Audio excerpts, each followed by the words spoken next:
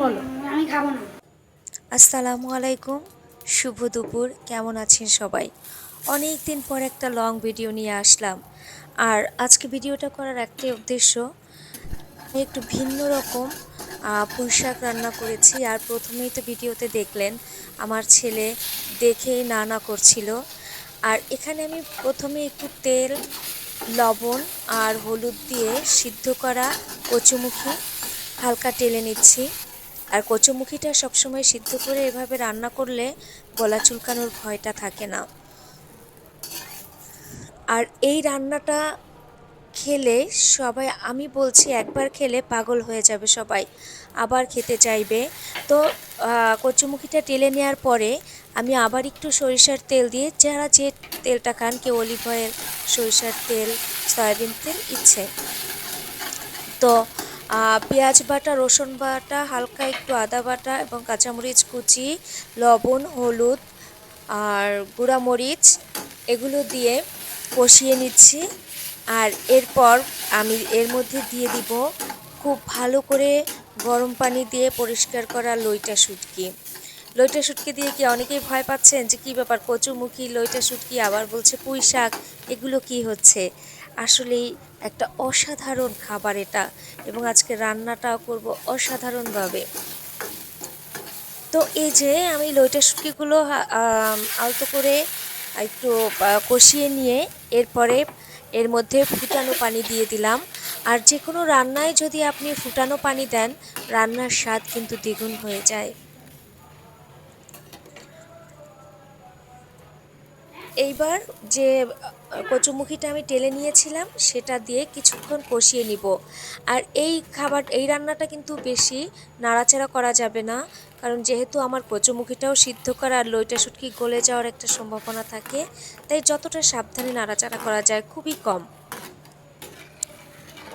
ঠান্ডা লেগে আমার গলাটা এত বসে গেছে, আমার এখানে ভয়েস ওভার দিতেই কষ্ট হচ্ছে। আর যে আবহাওয়া পড়েছে, কখনো গরম কখনো মানে ঠান্ডা, কি যে একটা অবস্থা, একটা বাজে অবস্থা। আর এই আবহাওয়ার মধ্যে কিন্তু এই ধরনের খাবারগুলোই বেশি ভালো লাগে মুখে।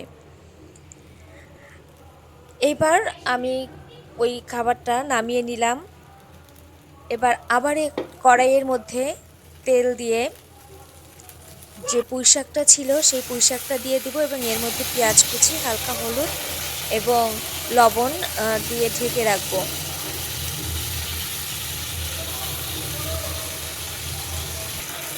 আমি এভাবে ভাপে সিদ্ধ করে ধীরে ধীরে পুঁই শাকটাকে ভেজে নিব।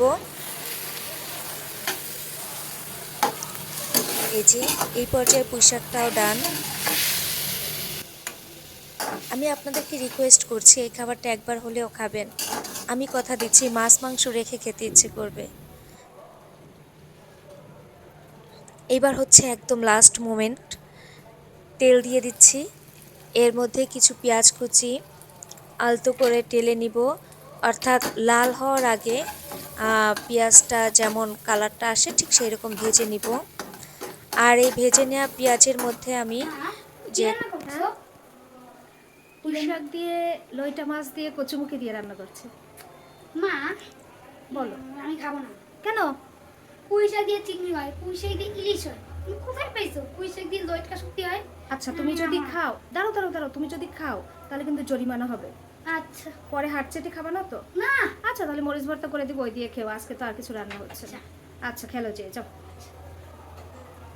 আমার ছেলে রান্না দেখেই ভয় পেয়েছে।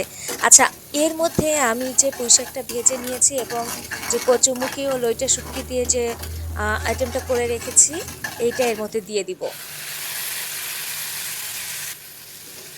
আমি আপনাদেরকে এর যে ফ্লেভারটা আসছে বোঝাতে পারবো না।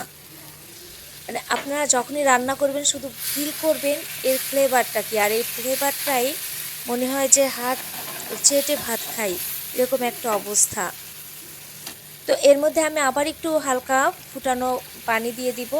আর কিছুক্ষণ আমি এভাবে করে আলতো জাল করে নিব। যখন গায়ে ঝোলটা লেগে আসবে ঠিক তখন তুলে পরিবেশন এই যে করব। আমার রান্না শেষ, এখন আমি দেখব আমার ছেলে এই রেসিপি খায় কি খায় না। রদ, জি। এদিকে আসো তো, একটু টেস্ট করো তো বাবা।